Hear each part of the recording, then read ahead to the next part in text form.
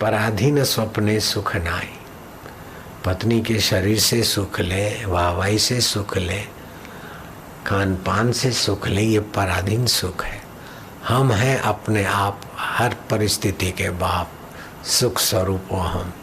मैं सुख स्वरूप हूँ, ओम ओम। मैं चैतन्य स्वरूप हूँ, ओम ओम।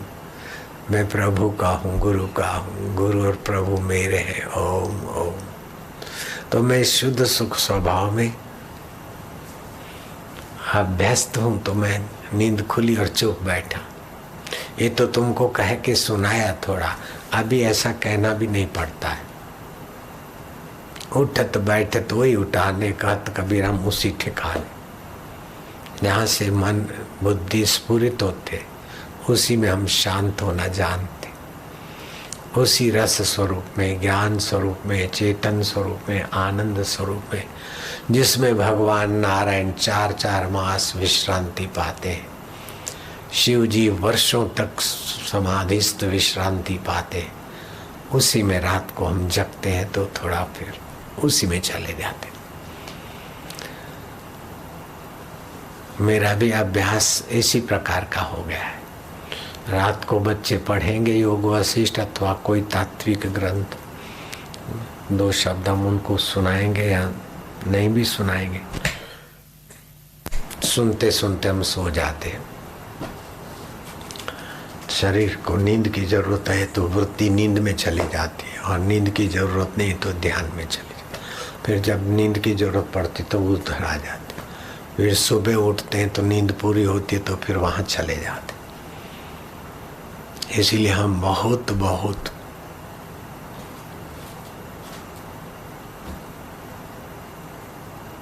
बहुत बहुत कह दिया, आगे बयान नहीं कर सकते।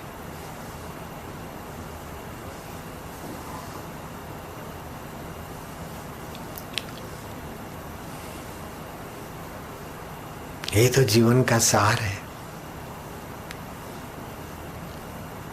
खाली देखना, सुनना, चखना, मजा लेना, थक गया और तो गहरी नींद में चले जाना, ये तो पशु भी जानता है।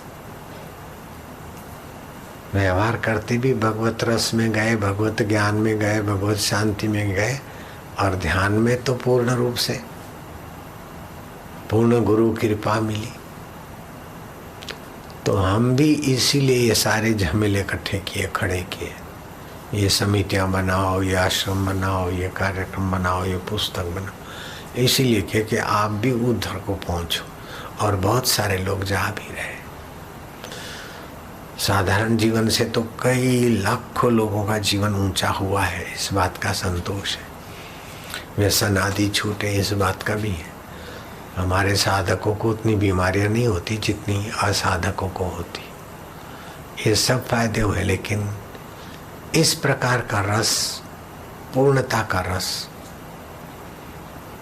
जो उसके करीब है वे पहुंच जाए, जो पहुंचे हैं दूसरों को बांटे, और जिनको पता नहीं है तो फिर ऐसे सत्संग से एड्रेस लेते लेते अपने घर में, अपना घर ही काम आएगा। गाड़ी कितनी भी नई हो, बढ़िया हो, लेकिन तुम्हारे घर नहीं जाती, तुम्हारे गांव नहीं जाती, वो बस तो बेकार है। और बस की सीटें थोड़ी पुरानी है, बस भी पुरानी है, लेकिन तुम्हारे गांव, तुम्हारे घर जाती है तो तुम्हारे काम की। ऐसे आप अपने आत्म घर में आओ, परमात्मा ध्यान में आओ, परमात्मा शांति में आओ, परमात्मा रस में आओ। आप अपना भला नहीं करोगे तो क्या इंद्रियां तुम्हारा भला करेगी, मन तुम्हारा भला करेगा, विकार तुम्हारा भला करेगा, दुश्मन तुम्हारा भले करेगा। तुम्हारा परम मित्र है, परम सुहृद है, परमात्मा तुम्हारा भला करेंगे। परमात्मा को पाए हुए महात्मा तुम्हारा भला करेंगे। लेकिन तुम सहयोग दोगे, तुम लगोगे तो तुम भला करने में सफल हो जाओ। इंद्रिय सुख तुम्हारा भला नहीं करेगा, तुम्हें पशुता की तरफ ले जाएगा। तामसी तो एकदम नीची योनियों में ले जाएगा, राजसी सुख फिर भटकाएगा जन्म मरण, सात्विक सुख भी फिर गिराएगा। लेकिन शुद्ध सुख लिया तो सतृप्तो भवति, आप तृप्त हो जाएंगे अपने आत्म सुख में। स अमृतो भवति सतरति लोकांतार्यति। तो ये योग वशिष्ठ महारामायण में आता है कि बड़े बड़े बुद्धिमान ऋषि मुनि राज ऋषि देव ऋषि ब्रह्म ऋषि उसी आत्मदेव के सुख में तृप्त रहते हैं, शांत रहते हैं, संतुष्ट रहते हैं, पूर्ण रहते हैं, प्रसन्न रहते हैं। नानक जी भी कहते हैं पूरा प्रभु आराधिए, पूरा जाका नाम नानक पूरा पाइए। पूर्ण सुख पाओ, पूर्ण परमात्मा का रस पाओ, और वो तुम्हारा चमचम चमक रहा है, दूर नहीं, दुर्लभ नहीं, पराया नहीं। ओम शांति।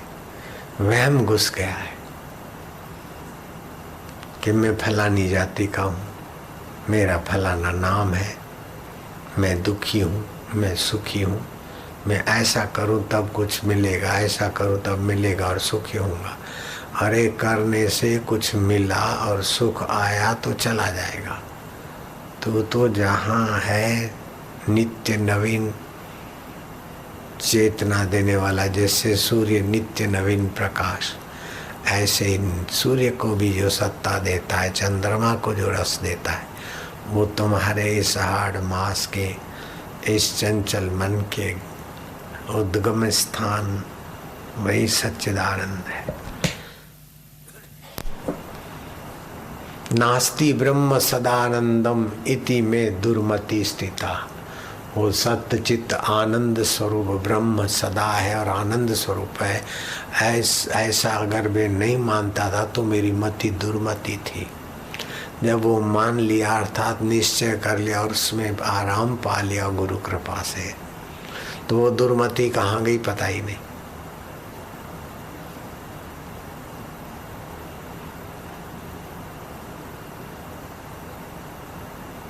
नास्ति ब्रह्म सदा आनंदम, सदा आनंद स्वरूप है वो ब्रह्म आत्मा परमात्मा। जो सत्य है, चित्त है, ज्ञान स्वरूप है, वो आनंद स्वरूप ही है। अगर आनंद स्वरूप नहीं है तो फिर भगवान नारायण 4-4 महीने काय को उसमें योग निद्रा में चले जाते। आनंद स्वरूप नहीं है तो शिव जी क्यों आंखें बंद करके वर्षों तक उसी में बैठे रहते। वर्षों तक नींद नहीं कर सकते, वर्षों तक जाग नहीं सकते, लेकिन वर्षों तक समाधि में रह सकते।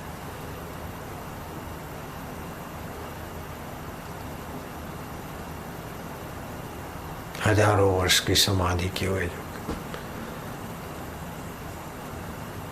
साधुओं की खोज करता करता अच्छे सिद्ध पुरुष ऋषियों की खोज करूं हिमालय में, ऐसा एक युवक साधु चल पड़ा। जैसा जिसने बताया कि जहाँ बद्रीनाथ के तरफ, बद्रीनाथ पूरा आगे नहीं जाना है, जोशीमठ से पूर्व की दिशा में चलना, और इतना इतना चलोगे फिर फलाना पर्वत आएगा, फिर इधर मुड़ोगे फिर एक छोटा सा यूं आएगा, देखो प्रयत्न करोगे तो पहुंच जाओगे। तो उस साधु ने अपनी जीवनी में लिखा कि मैं इस प्रकार में पहुंच गया, और फिर कोई कहीं अंदर गुफा में लेट के सांप की नाई भी जाना पड़े, और कहीं घुटने के बल जैसे बच्चे चलते, और कहीं खड़े होकर ऐसे करते करते एक अनोखे वातावरण में मैंने प्रवेश किया। तो देखा बड़ी बड़ी काया, बड़ी बड़ी विशाल काया, विशाल जटाएं, तेजस्वी कपाल, शांत बैठे दूसरे तीसरे। मैं चकित हो गया, नीरव शांति थी। वो नीरव शांति और जो सुख था उसका वर्णन नहीं कर सकते। तो एक महापुरुष की आंख थोड़ी खुली, एक कलयुग का आदमी कहां से इधर आ गया।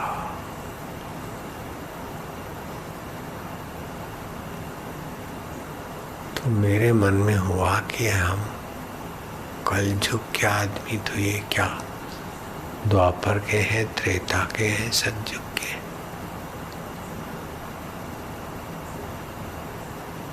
तो एक दूसरे साधु थे वहीं उन्हीं वातावरण, उन्होंने कहा हाँ इसी प्रकार के भी है महापुरुष।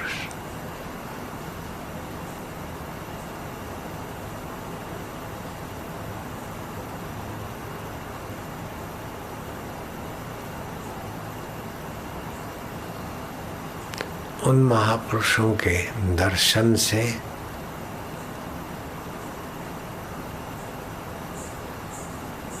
और कृपा से जो लाभ लेना चाहिए वो मेरे में परिपक्वता नहीं थी। मेरी श्रद्धा में तर्क चलने लगे।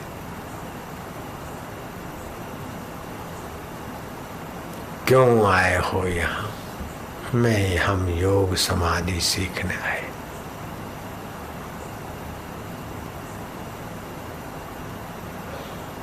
क्या चाहते हो? तो मैंने झूठ बोल दिया। अच्छा, आंखें बंद करो। आंखें बंद की और फिर आंखें खोली तो उस गुफा से तो मैं अपनी जगह जहाँ से शुरू हुआ था, जोशी मठ से आगे आश्रम के वो बद्रीनाथ के रास्ते से जहाँ से शुरू की यात्रा, वहाँ मेरी एक आंख बंद की और आंख खोली, वहाँ पहुँच गया मैं। ऐसा फिर बाद में मैं उस इलाके में उस जगह में कई बार गया और रास्ता मुझे नहीं मिला। दूसरे संत ने दूसरे दो जोगियों से मुलाकात की, उसने अपनी जीवनी में लिखा है। पैसे से महापुरुष उस परमात्मा सुख में। वशिष्ठ महाराज भी वर्षों तक रहते थे। एक बार तो वशिष्ठ महाराज योग बल से आकाश में उड़े और वहीं संकल्प से कुटीर बनाई और उसमें ध्यानस्थ रहे। और 1 वर्ष की वहां समाधि के बाद कुटीर से निकले तो संकल्प से उन्होंने कुटीर रच दी। ऐसा योग वशिष्ठ में वर्णन आता है। संकल्प से रात्रि के स्वप्न में बन जाता है तो सिद्ध पुरुष का जागृत में भी हो जाता है। योग सिद्ध महापुरुष करते होंगे। तो आकाश में सिद्धों की भी गति नहीं, उससे भी मैं आगे चला गया।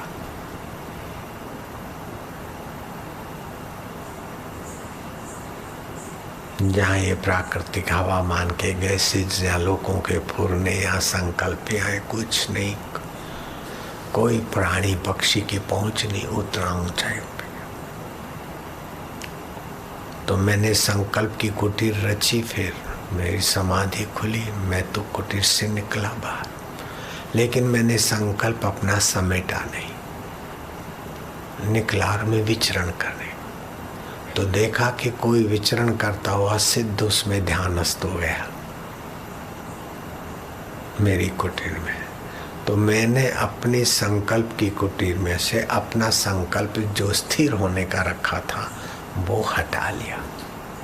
जैसे श्री कृष्ण ने अपना रथ स्थिर रहे, दग्ध तो हो गया था लेकिन स्थिर रहे, संकल्प लगा दिया था। तो युद्ध जब पूरा हुआ तो पहले सारथी उतरता है, रथ चलाने वाला, फिर रथी को उतारता है। पहले ड्राइवर उतरता है, फिर सेठ को उतरने को दरवाजा खोलता। ऐसे पहले रथ चलाने वाला उतरता है, बाद में रथी उतरता है रथ का। लेकिन श्री कृष्ण ने अर्जुन को कहा, अर्जुन तू उतरो। बोले अनाथ आप कहाँ जाएंगे, आप क्यों नहीं उतरते पहले?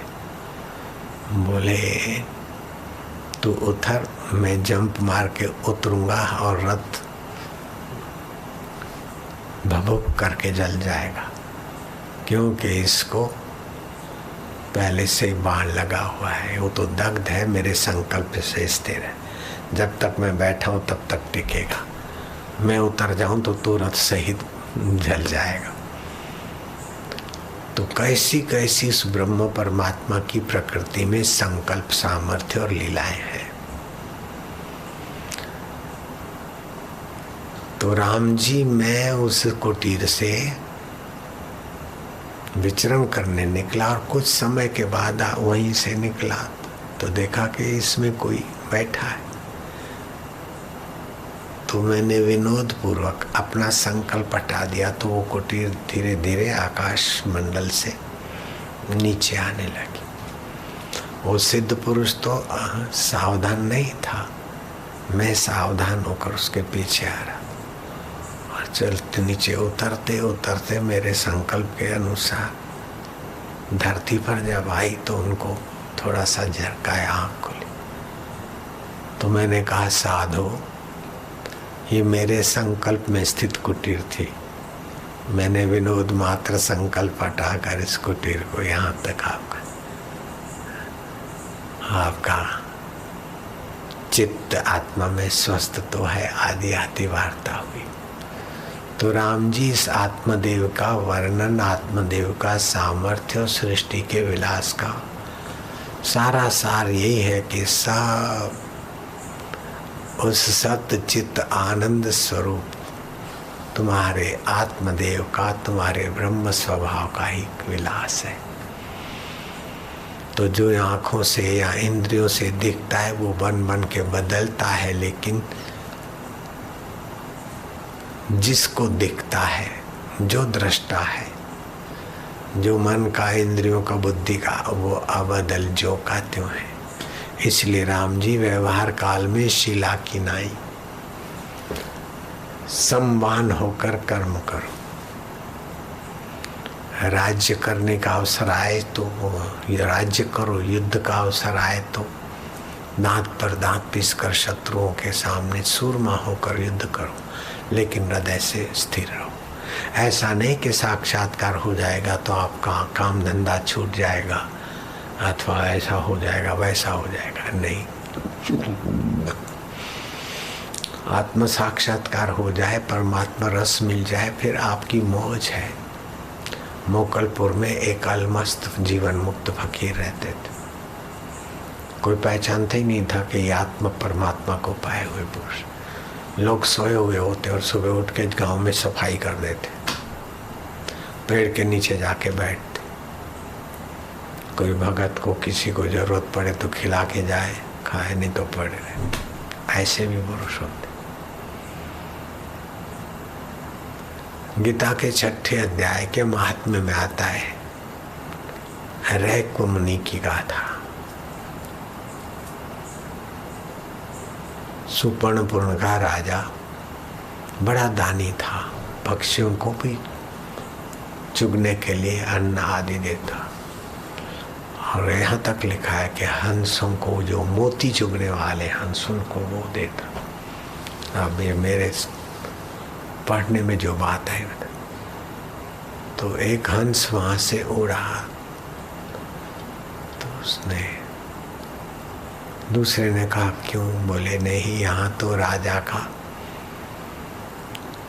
राज्य का प्रभाव। वो धर्मात्मा राजा को स्वप्न आया तो 2 हंस उड़ रहे। तो बोले इधर ज्यादा मत उड़ो, राजा का तेज प्रभाव से कहीं जल न जाओ, गिर न जाओ। बोले अज्ञानी अहंकार का तेज प्रभाव नहीं, यहाँ तो रैक मुनि का राज्य है। रैक मुनि का आभा मंडल है, शांति है। वो राजा तो दान पुण्य करके कुछ चाहता है, जिसके चित्त में कुछ अतृप्ति है वो तृप्ति के लिए कुछ चाहता है। जो पूर्ण पुरुष है उसको चाह कहाँ? ऐसे रैक मुनि के आभा में मैं हूँ।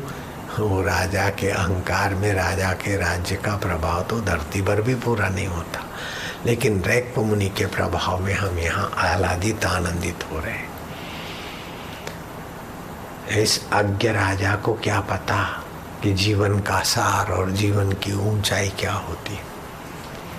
मैं तो उनके राज्य में रहने वाले रैक मुनि के अमृतमय आभा मंडल में विचरण कर रहा हूं, मुझे नहीं चुगने हैं मोती। राजा का सपना टूटा और मुनियों से बात की और खोज करो रैको मुनि, हमारे राज्य में सुपर्णपुर में ही है। खोज करते करते पता चला कि बैलगाड़ी का धंधा करने वाला, बैलगाड़ी पे सामान ढोने का धंधा करने वाला एक युवक, जिनको शरीर में खुजली की तकलीफ थी, रात को कभी कभी बैलगाड़ी के नीचे ही सो जाता। कुटुंब में कोई आगे था नहीं, कोई मर गए क्या वो, लेकिन आत्मविश्रांति पाए हुए थे।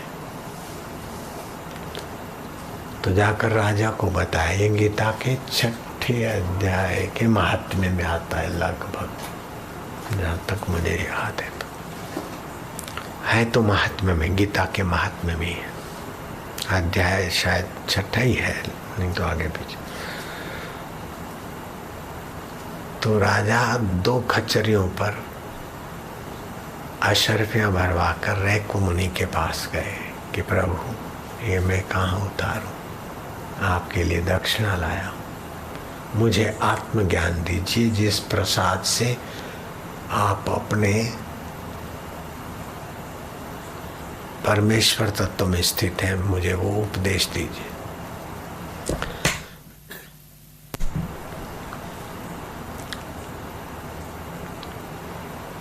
तो रैको मुनि ने कहा, कंगला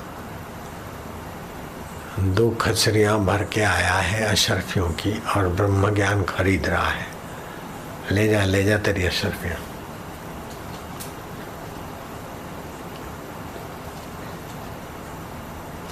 दो खचरियां भर के अशर्फियां लाया और ब्रह्म ज्ञान का प्रसाद लेने आया है, कंगले कहीं के जाओ। उन दिनों में राजे महाराजे आध्यात्मिकता के कुछ जानकार थे। रैको मुनि को प्रणाम करके चले गए और अपने मंत्रियों को लगाया कि आखिर ये कैसे प्रसन्न होंगे।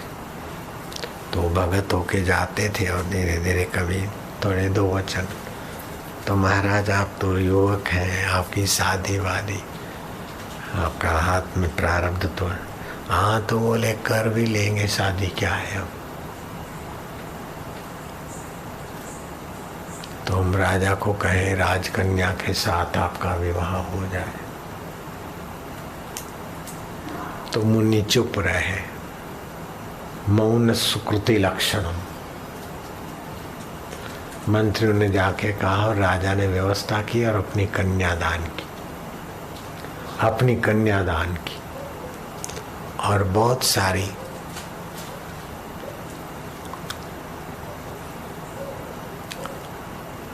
जमीन जायदाद, कुछ इलाका उनको भेंट में देकर उस इलाके का उनको राजा घोषित कर दिया, राज्य का कुछ हिस्सा देंगे। उस राज्य का नाम रखा रैकोपरण।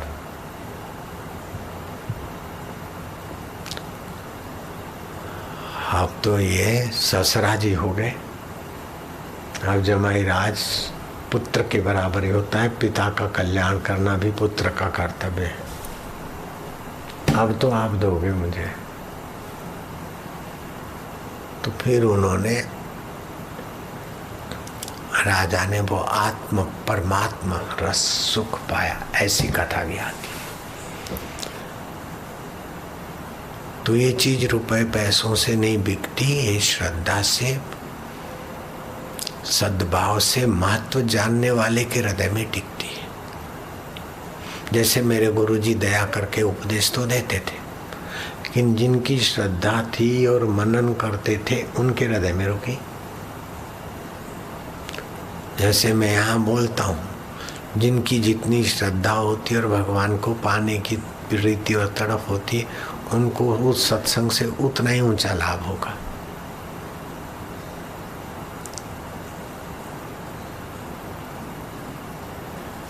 तो बड़े बड़े राज ऋषि, बड़े बड़े ब्रह्म ऋषि, बड़े बड़े देव ऋषि आखिरी में यहाँ पहुँचते हैं। नारद जी विचरण करते करते सनकादि ऋषियों के चरणों में गए। प्रभु मुझे ब्रह्म विद्या का प्रसाद दीजिए, उपदेश दीजिए। सुना है कि आत्म साक्षात्कार से आदमी शोक से तर जाता है। अभी मेरे को बीते हुए का शोक होता है, आने वाले भविष्य का भय होता है और वर्तमान में भी फिसलाहटें होती है, क्योंकि मैंने आत्मज्ञान को, आत्मदेव को, परमात्मा देव को नहीं जाना है। तो सनकादि ऋषियों ने पूछा कि नारद जी तुम तो बड़े मशहूर हो, तुम क्या क्या विद्या जानते हो? बोले 4 वेद पढ़ा हूँ, 6 दर्शन भी जानता हूँ, अला विद्या, बला विद्या, भूत विद्या, प्रेत विद्या ये भी जानता हूँ, मानता हूँ। विग्रह विद्या, संधि विद्या में भी मेरा नाम है। लड़ाया, फिर शांति करा दी, सज्जनों की सज्जनता का प्रभाव दिखा दिया। ये सब जानता हूँ, लेकिन जिससे जाना जाता है उस परमेश्वर को ही नहीं जानता हूँ, बाकी से बहुत जानता हूँ। जिससे सब जाना जाता है उसको नहीं जानता हूँ, बाकी सब जानता हूँ।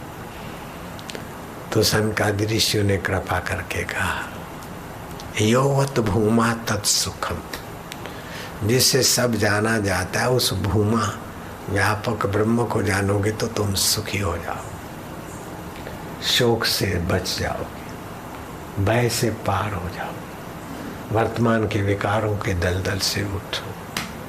तो सनकादि ऋषियों ने कृपा करके नारद जी को ब्रह्म विद्या का उपदेश दिया। हनुमान जी के पास अष्ट सिद्धि नवनिधि थी, फिर भी हनुमान जी के जीवन में पूर्णता नहीं थी। श्री राम जी के शरण आए और बिन शर्ती शरणागति को लेकर राम जी की तत्परता से सेवा की और श्री राम प्रसन्न हुए। सीता जी को कहा कि इनको दो मेरा ब्रह्म उपदेश। राम जी ने और सीता जी ने मिलकर हनुमान जी को ब्रह्म उपदेश देकर ब्राह्मी स्थिति में स्थित किया और परीक्षा भी ली। विभीषण ने राम राज्य के समय राम जी को सच्चे हीरों का हार भेंट किया। देखा कि ऐसा ऊंचा भारी हार का पात्र कौन है? हनुमान जी बैठे थे, राम जी ने हनुमान जी को दिया। हनुमान जी ने एक एक तोड़कर हीरा फेंक दिया। तो जो जवेरी बैठे थे, इतने सच्चे हीरों का हार, इनको क्या पता, इनको तो जमरुख देते, हाँ सेव या केले का गुच्छा दे देते, ये क्या जाने हीरों के हार को। कुछ ज्वेलर जवेरी ऐसा सोचने लगे। लेकिन हनुमान से पूछा कि क्या? बोले जिसमें मेरा राम स्वभाव न हो, राम तत्व न हो, इन पत्थरों से क्या? इनको देखकर सुख, जिससे देखा जाता है सबको, वह आत्म हीरा नहीं मिला तो ये हीरा तो संभाल संभाल के मर जाएगा।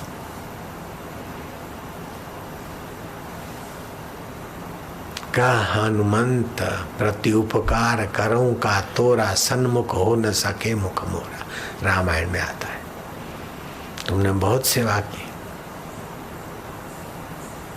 मैं तुम्हारा क्या बदला चुकाऊं? फिर हनुमान जी की ये मांग समझकर राम जी ने, कोई ऐसा न कहे कि महिलाओं को ज्ञान नहीं होता, सीता जी के द्वारा उपदेश दिलाया। सीता जी पराशक्ति है, लक्ष्मी रूपा है। रावण के पास जो सीता जी थी, वो सीता जी का मानस शरीर दूसरा था। असली सीता तो अग्नि में प्रविष्ट हो गई थी। और एक अनेक जीववाद, एक जीव में से अनेक जीव बन सकते, जैसे आप एक है और स्वप्न में अनेक बन जाते, ऐसे कुछ साधना से आप अनेक शरीर भी बना लेते। तो सीता और राम और देवों के पास तो ऐसी, सिद्धों के पास ऐसी होती है युक्ति। तो मूल सीता तो प्रविष्ट हो गई और मायावी सीता निकली, उसी को रावण ले गए। तो परीक्षा का निमित्त करके अग्नि में बिठाकर वो जो संकल्प वाली सीता थी वो उसमें चली गई और असली सीता राम जी के पास आ गई। तो उसी सीता जी ने हनुमान जी को उपदेश दिया और फिर राम जी ने भी मार्जन किया। फिर हनुमान जी से पूछा कि अब हम कैसे लगते दिखते हैं? बोले जगत दृष्टि से आप स्वामी हो, मैं सेवक हूं। व्यवहार दृष्टि से आप स्वामी हो, मैं सेवक हूं। सृष्टि की दृष्टि से आप माया को वश करने वाले चैतन्य भगवान हो और मैं प्रकृति के वश रहने वाला जीव हूं। और तत्व दृष्टि से, व्यवहार दृष्टि से आप कांच की कैबिन में बैठे हो, अंदर और बाहर का देख रहे हो। मतलब माया में चैतन्य हो। हमारे दिल की भी अपने दिल को भी जानते हो, दूसरों को भी जानते हो। हम मिट्टी के घड़े में बैठे, मिट्टी के घड़े का दिया बंद, उसको 5 सुराख, केवल उन्हीं से थोड़ा बहुत जो चीज रखी देखी सुनी उसी को जानता। और कांच के कैबिन में रखा दिया पूरे कैबिन को और बाहर को भी प्रकाशित करता। ऐसे ही माया को वश करने वाला जो चैतन्य है वो ईश्वर, और अविद्या के वश चलने वाला जो चेतन है वो जीव है। लेकिन तात्विक में चेतन दोनों एक है, घड़े का आकाश और केबिन का आकाश। केबिन का आकाश और मठ का आकाश वास्तव में एक है। तो जगत व्यवहार दृष्टया स्वामी त्वम सेवको अहम, जगत दृष्टया ईश्वरो त्वम जीवो अहम, तत्व दृष्टया तवेव अहम, जो तुम हो वही मैं हूँ। राम जी प्रसन्न हो गए कि हनुमान अब तुम पूर्णता को आए। आलिंगन देखा होगा फोटो में, हनुमान जी को आलिंगन करते राम जी, राम राज्य के समय उपदेश देते। हनुमान जी तृप्त हुए। जैसे 2 दियों का प्रकाश अलग नहीं किया जा सकता, 2 सरोवर की पाल टूट जाए तो कौन से सरोवर का कौन सा पानी, ऐसे ईश्वर का ईश्वरपना, जीव का जीवपना दोनों ब्रह्म में एक हो जाते। घड़ा भी टूटा और केबिन भी टूटी तो आकाश दोनों एक ही थे। घड़ा होते हुए भी आकाश वही था, केबिन होते हुए भी आकाश वही है, फिर भी आवरण हट गया। तो ईश्वर को ईश्वर पने का अहम नहीं, जीव को जीव पने का अहम नहीं, तो ब्रह्म हो गए। ऐसी ब्राह्मी स्थिति प्राप्त करने के लिए बड़े बड़े ऋषि मुनि जति जोगी यत्न करते। हनुमान जी ने भी यत्न किया, मैंने भी यत्न किया। नहीं तो खाना कमाना, दुनिया का ऐश करना अथवा रिद्धि सिद्धियाँ, ये बहुत कुछ चमत्कार और ऐसा वैसा मौज मारने की चीज़ें तो पीछे पीछे घूमती थी। लेकिन हमने लक्ष्य बना लिया। लक्ष्य न ओझल होने पाए, कदम मिलाकर चल। ब्रह्मवेता गुरु के अनुभव से, अपना शास्त्र के वचन से कदम मिलाकर चल। सफलता तेरे चरण चुमेगी आज नहीं तो कल। उदालक 16 साल का, राज्याभिषेक की तैयारी हो रही, चुपके चला गया और साधन किया, ब्राह्मी स्थिति प्राप्त कर ली। पिताजी तो सोचता ही रह गया और बेटा साक्षात्कारी होके आ गया।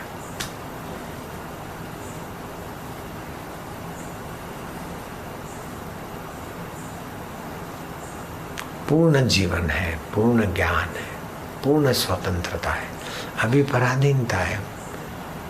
आप नहीं चाहो तो भी प्रकृति मार देगी शरीर को, और आप नहीं चाहो तो भी घसीट के वहां ले जाएंगे।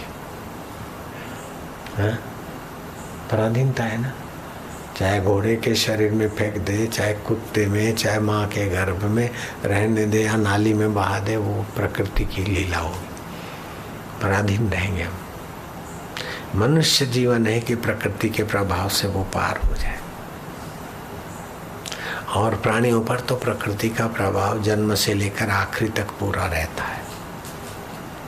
मनुष्य बालक पर बचपन में प्रकृति का प्रभाव थोड़ा रहता है, फिर 3 साल के बाद और कम होता है, 5 साल के बाद और किशोर अवस्था में और कम, फिर जनेऊ बनेऊ मिलता अथवा सुर प्रकृति, वो प्रकृति पर विजय पाकर कुछ का कुछ कर लेता है। जैसे कीड़ी की परंपरा जैसा बिल में रहती थी अभी भी वैसा ही रहती। पक्षी जैसा घोंसला बनाते थे अभी भी वैसा ही बनाते। लेकिन मनुष्य पहले जैसा घर बनाता था, अभी तो स्थापत्य कला से विलक्षण घर बनाना है। प्रकृति ने आंधी तूफान बनाया तो मनुष्य ने घर बना लिया। प्रकृति ने गर्मी बनाई तो मनुष्य ने एयर कंडीशन खोज लिया। प्रकृति ने बारिश की तो मनुष्य ने छाता रेनकोट खोज लिया। प्रकृति ने दूरी बनाई तो मनुष्य ने रेल जहाज खोज लिया। प्रकृति में रोग आए तो मनुष्य ने औषध उपचार मंत्र खोज लिए। तो ये सब मनुष्य ने ही खोजा ना। तो मनुष्य को स्वतंत्रता दी गई, चाहे इन खोज करके शरीर को सुख सुविधा में रखो, चाहे खोज करके सृष्टि के मूल को जानकर तुम ईश्वर से अपना तादात्म्य अनुभव करो। लाखवां हिस्सा तुम्हारा विकसित हुआ तो तुमने संसार की सुविधाएं पा ली, आप बुद्धिजीवी हो गए बस, खाली लाखवें हिस्से से। लेकिन बाकी के हिस्से तो यहीं पड़े हैं ना। तो बाकी के हिस्से विकसित करने का नाम है साधना, सत्संग, सेवा। निष्कामता से वासना नियंत्रित होगी, ध्यान भजन से चित्त एकाग्रता, मन बुद्धि में योग्यता विकसित होगी, और तत्व ज्ञान से मन बुद्धि के पार तत्व में छलांग मिलेगी। कर्म से अंतःकरण की शुद्धि, ध्यान भजन से एकाग्रता, रस और सामर्थ्य, और तत्व ज्ञान से अज्ञान मिट जाएगा। पूर्ण गुरु की कृपा, पूर्ण गुरु का ज्ञान गुरुवर, पूर्ण गुरु का ज्ञान आसुमल से हो गए साई आशाराम। आसुमल से हो गए साई आशाराम।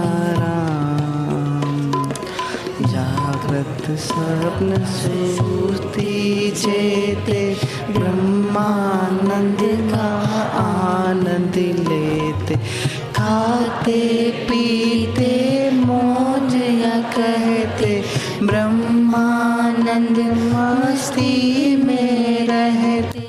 रहो गृहस्थ गुरु का आदेश, गृहस्थ साधु करो उपदेश। किए गुरु ने वारे न्यारे, गुजरात उड़ीसा का उपकार। मृत गाय दिया जीवन दाना, तब से लोगों ने पहचाना। द्वार पे कहते नारायण हरि, लेने जाते कभी मधुर। तब से वे सत्संग सुनाते, सभी आरती शांति पाते।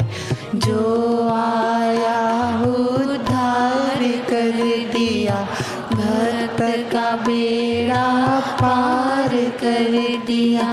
कितने मरणासन जिलाए, व्यसन मान और मत छुड़ा।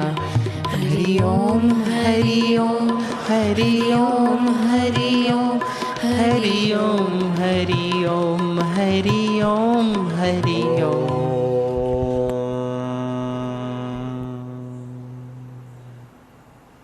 जागृत स्वप्न सुषुप्ति वेके ब्रह्मानंद का आनंद लेते, खाते पीते मौन या कहते ब्रह्मानंद मस्ती में रहते। जागृत आया चला गया, स्वप्न आया चला गया, गहरी नींद आई चली गई।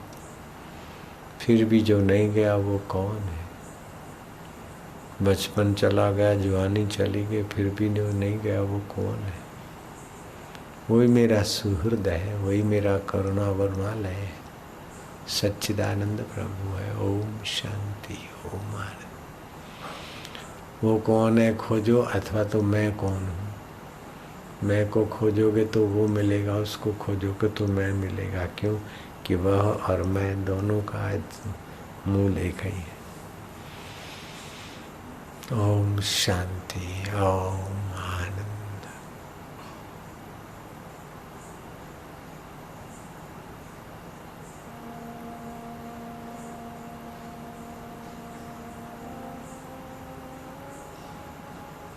ओम शांति, ओम।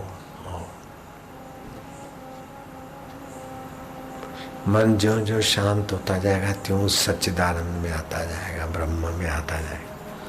जो जो सच्चाई होगी, सद्भाव होगा, सत्कर्म होगा, त्यों त्यों मन जल्दी शांत होगा। जो मन शांत होगा त्यों त्यों ब्रह्म सुख, ब्रह्मानंद, ब्रह्म रस आने लगेगा। तुम्हारे भाग्य की कौन तुलना कर सकता है, सराहना कर सकता है। ब्रह्म ज्ञान का सत्संग सुनना और इतना शांत माहौल में बैठने को मिलना अपने आप में बहुत बड़ा महत्वपूर्ण काम हो रहा है। ओमकार का जप करते तुमुल ध्वनि होती, ब्रह्मांडी ऊर्जा माइल 2 माइल 10 माइल नहीं है तो हजारों हजारों लाखों लाखों माइल दूर तक आपके ओमकार के गुंजन से सात्विकता का, चेतना का एक तांता होती। ये वातावरण में, प्रकृति में लोगों के लिए भी हितकारी होता है। जो भगवत चिंतन में बैठते हैं तो उनके तरंग, उनके व्यवस वातावरण में भी बहुत सुख शांति में कई जीवों का मंगल होता है। मंगलमय भवन अमंगलहारी। मंगलों के मूल है भगवान, अमंगल को हरने वाले। ओम ओम परमात्मने नमः। ओम ओम गुरुभ्यो नमः। ओम ओम गुरुपादुकाभ्यो नमः।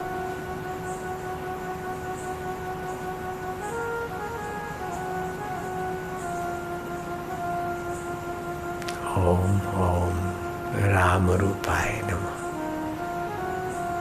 ओम ओम सुख स्वरूप मेरे आत्मदेव को, मेरे ज्ञान स्वरूप परमेश्वर को, आनंद मूर्ति ईश्वर को, गुरु को मैं स्नेह करते करते मेरा मैं खो रहा हूँ और उन्हीं के साथ एकाकार हो रहा हूँ। ये अहंग्र उपासना है। वो मैं हूँ, मैं वो है।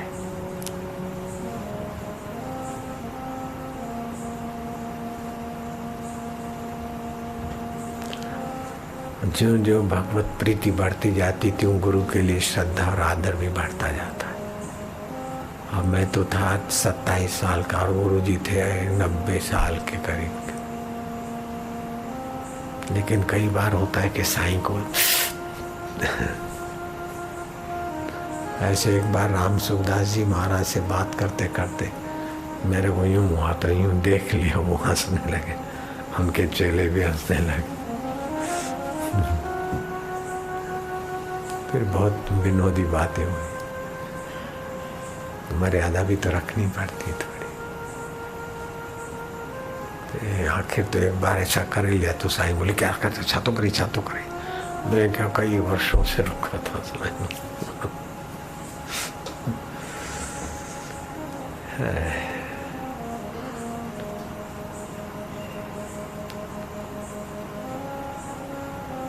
लालजी महाराज को भी इतना भगवत प्रेम आता, कभी कभी पेड़ों को आलिंगन कर देते जंगल में, नारायण रूप ईश्वर रूप। हम भी करते थे। मोटी कोड़ल से नारेश्वर जाते, रंगवदूत महाराज से मिलने, रास्ते में सब राम ही राम ईश्वर ऐसे करके वो कभी कभी पेड़ पौधों को स्नेह करते।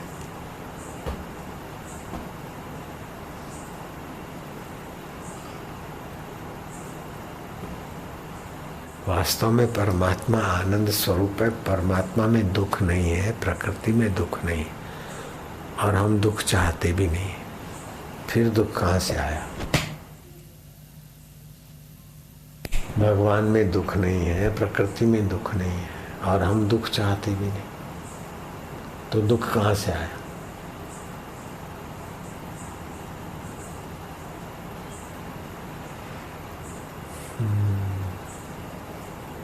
बोले अज्ञान से आया, अविद्या से आया। अज्ञान कोई ठोस वस्तु नहीं है, कहीं अविद्या रूपी कोई महिला साड़ी पहन के नहीं बैठी। जो अविद्यमान है उसको विद्यमान मानते हैं, जो बदलती है प्रकृति की चीजें उसको सच्चा मानते, और जिसके अधिष्ठान से बदलती उसका पता नहीं, इसको बोलते हैं अज्ञान। जो अविद्यमान में विद्यमान और विद्यमान का पता नहीं।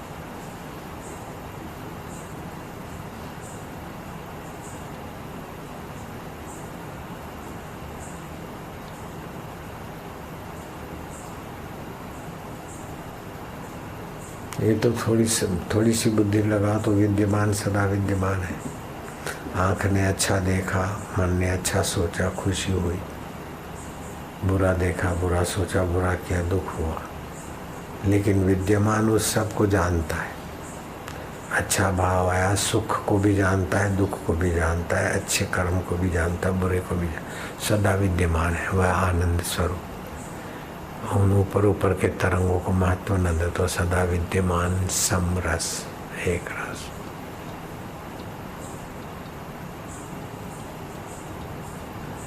बहुत ऊंची स्थिति है। इसी को पाने के लिए राजे महाराजे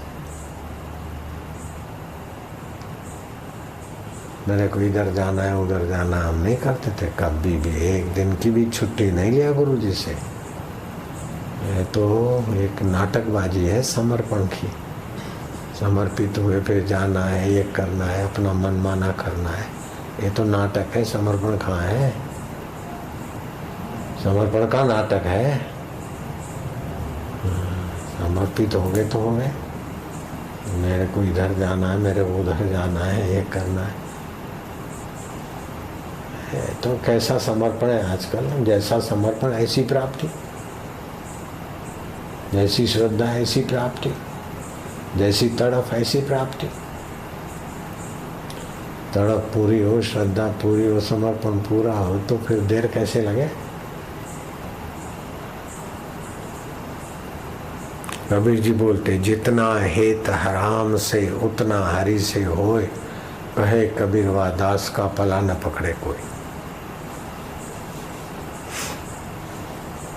बचे हुए थोड़े से संस्कारों से यहाँ सुख दुख आता है, उसका सदुपयोग करके कर्म करने की, और जो भी स्थिति पाना है उस स्थिति की प्राप्ति का मैदान मनुष्य लोक है। स्वर्ग पुण्य का फल, नरक पाप का फल। मनुष्य जीवन में पुण्य पाप का सदुपयोग करके, सुख दुख का सदुपयोग करके आप जितना भी ऊंचा उठना चाहे उठ सकते हैं, जहां पहुंचना चाहे पहुंच सकते हैं। इसको कर्म भूमि कहा है। स्वर्ग नरक भोग भूमि है, मनुष्य शरीर कर्म भूमि है। कर्म प्रधान विश्व करी राखा, जो जस करे तैसा फल चाखा। कर्म करके आप देवत्व को पा सकते हैं, गंधर्व योनि को पा सकते हैं, कालांतर में यक्ष किन्नर बन सकते हैं। यहाँ तक कि वैकुंठाधिपति की उपासना करके भगवान का सायुज्य सालोक्य पा सकते हैं, भगवान के धाम में जा सकते हैं, भगवान के निकटवर्ती कुछ हो सकते हैं। लेकिन उनके बाद भी पुण्य क्षीण होने के बाद फिर नीचे आना होता है। अगर आपको कोई ब्रह्मज्ञानी गुरु मिल जाए तो वो बता देगा कि भगवान के लोक तक, स्वर्ग से गंधर्व किन्नर से भगवान के लोक तक की यात्रा ऊंची है, और वो भगवान के लोक में भी सालोक्य प्राप्ति से भी सायुज्य प्राप्ति ऊंची मानी जाती है। तो ये सायुज्य प्राप्ति तक पहुंचे हुए व्यक्ति का भी पतन होता है अगर सावधान नहीं रहा तो। जैसे जय विजय ने भक्ति की और भगवान का सालोक्य नहीं सायुज्य प्राप्त किया, भगवान के चौकीदार बन गए और वैकुंठ में रहने को मिला। भगवान के चौकीदार मतलब भगवान का सानिध्य भी मिला। फिर भी सनकादि ऋषि गए तो भगवान जिस ब्रह्म सुख में है, सनकादि ऋषि ऐसे आत्म साक्षात्कारी थे, तो अपने योग विद्या के बल से नारायण से मिलने जा रहे थे। तो जय विजय ने बैतों से उनका अपमान कर दिया, है महाराज जय बाबा देख। फिर बोले समझाया तुम जरा पूछो भगवान नारायण से, और हमारा उनका आपस में प्रेम है जब तो 3 बार उनका अपमान किया। तब सनक सनंदन सनकादि चारों जो भाई थे उन्होंने देखा कि इनको दंड की आवश्यकता है, मूर्खाणाम दंड औषधम। तो वे नाराज होकर बोले कि 3 बार हमको खदेड़ा है, तो वैकुंठ तक तुम पहुँचे, सालोक्य तुमने पाया, सायुज्य पाया, लेकिन फिर भी तुम संत को पहचानने में मूर्ख रह गए। तो जाओ तुम मूर्ख योनि में, दैत्य जैसा व्यवहार किया है, 3 बार तुम दैत्य योनि में भटकोगे। तो हिरणाक्ष और हिरणाकश्यपु वही जय विजय। हिरणाकश्यपु को भगवान ने नरसिंह अवतार और हिरणाक्ष को भगवान ने वराह अवतार लेकर अपने सदगति की। फिर दूसरा जन्म हुआ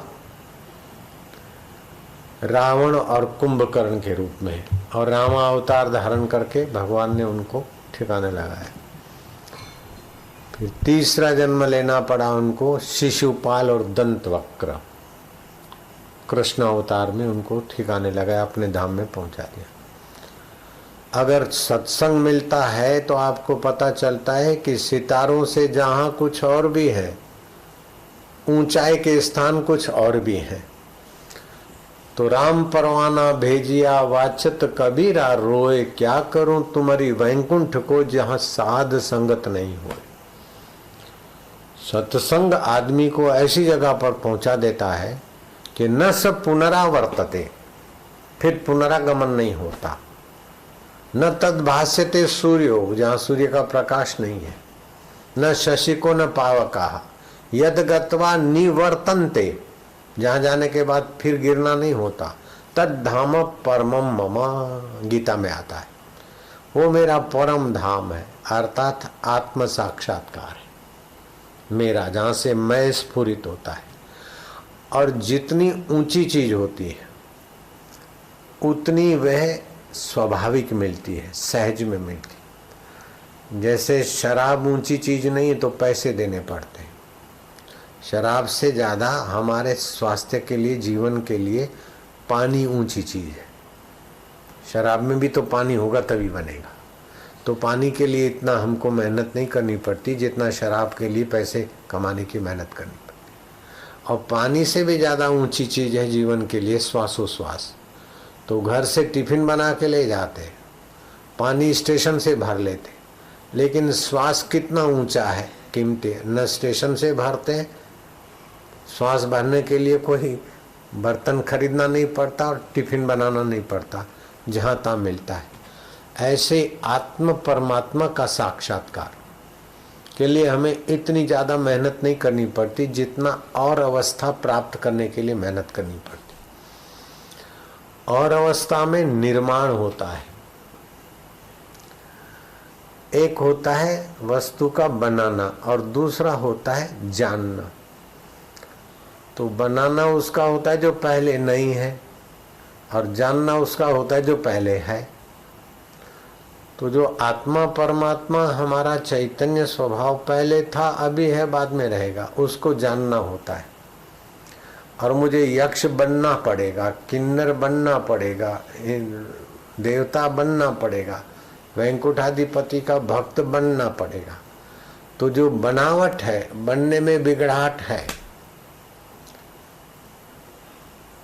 जो बनता है वहां रूपांतर है, लेकिन जो वास्तविक है वहां रूपांतर नहीं है, वहां फिर फिसलना नहीं है, गिरना नहीं है।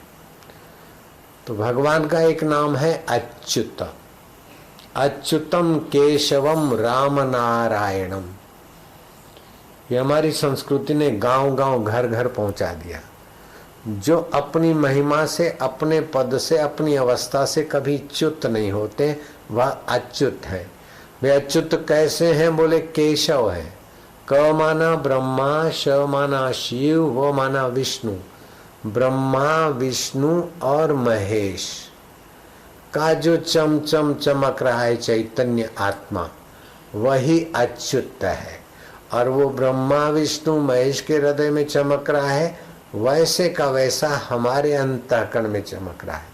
लेकिन उनका अंतःकरण अथवा वो जो ब्रह्मा, विष्णु, महेश के अंदर जो अच्युत चमक रहा है, वह माया को वश करने वाला चैतन्य है। और वही का वही चैतन्य यहाँ अविद्या के अधीन बरत रहा है और जीने की इच्छा से अंदर भरा हुआ है। तो इसलिए इसका नाम पड़ा जीव। और वो माया को वश करता है तो उनका नाम पड़ा ईश्वर। तो वास्तव में जीव का चैतन्य और ईश्वर का चैतन्य एक है।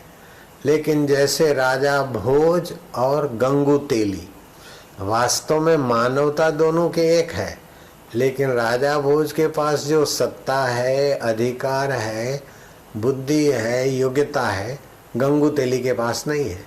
लेकिन मानवीय अधिकार में दोनों एक है, मनुष्यत्व दोनों में एक है, अंतरात्मा चेतन में दोनों एक है। अब गंगू तेली अपना तेलीपना छोड़ दे, अपना तेली पद छोड़ दे, मैं गंगू तेली ये छोड़ दे, राजा भोज अपना राज्य पाट और राजापना छोड़ दे, तो तत्व रूप से दोनों एक है। ऐसे ही जीव अपना जीवत्व का अहम छोड़ दे और ईश्वर अपना ईश्वरत्व का प्रीति पूर्वक भजते जो भक्त, तो वो ईश्वर का ईश्वरत्व का अहम होता ही नहीं। तो जीवात्मा और परमात्मा एक हो जाते।